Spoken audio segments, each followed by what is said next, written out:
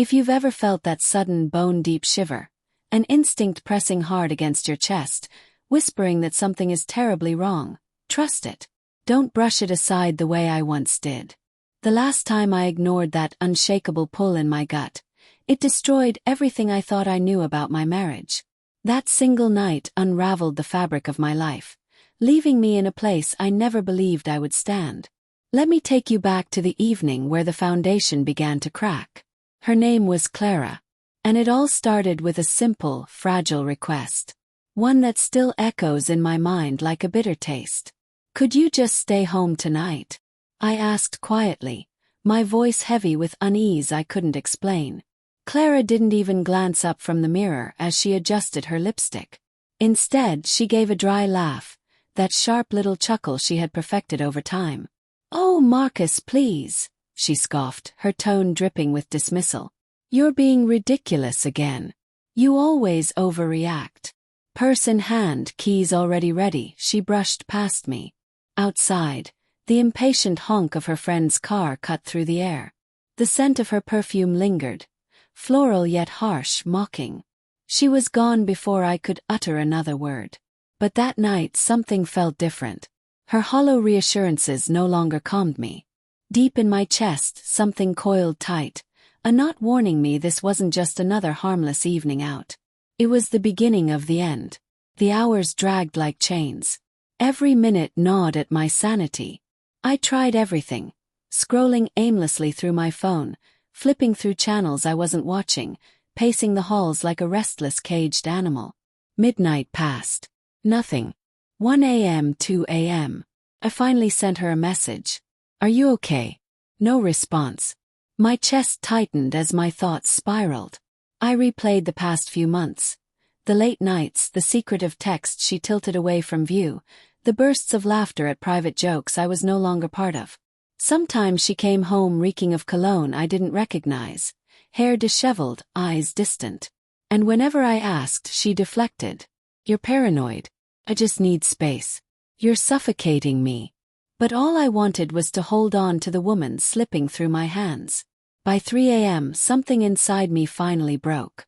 It wasn't fury, it was clarity. Cold, steady clarity.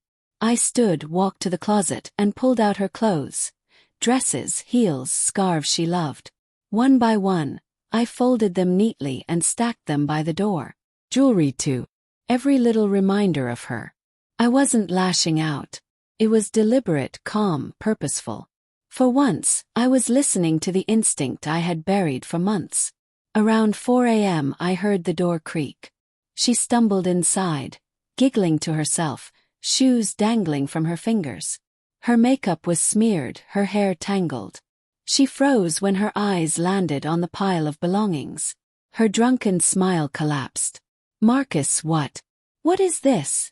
she asked, voice trembling, slurred by whatever she had been drinking. I met her gaze with an unnerving calm and said, "You're not staying here tonight, or ever again." Her face went blank, lips parted in shock. When she finally spoke, it was frantic excuses, sloppy apologies, promises I had heard 100 times.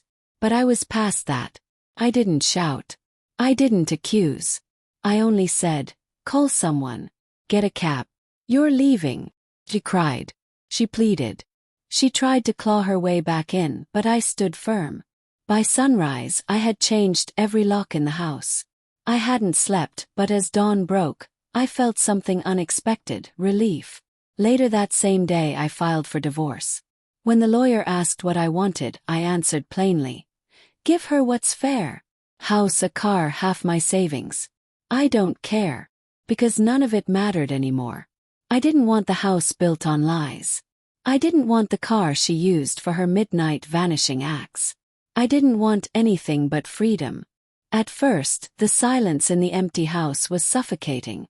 Every room echoed with her absence.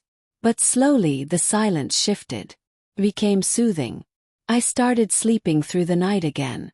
I revived old hobbies, things I hadn't touched in years. I reconnected with friends I'd let slip away. I walked for miles just to feel the wind on my face. I read books long forgotten on the shelf.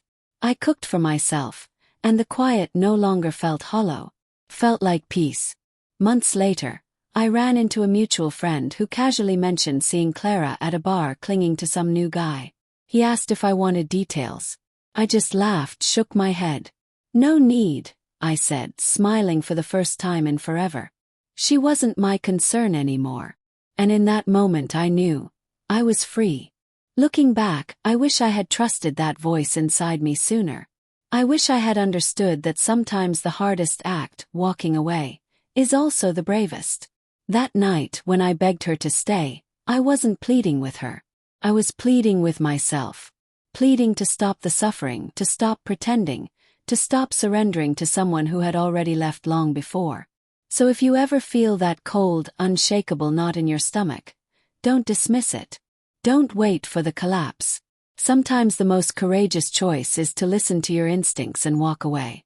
Because that night, the night I finally let go, became the first night of the life I should have been living all along.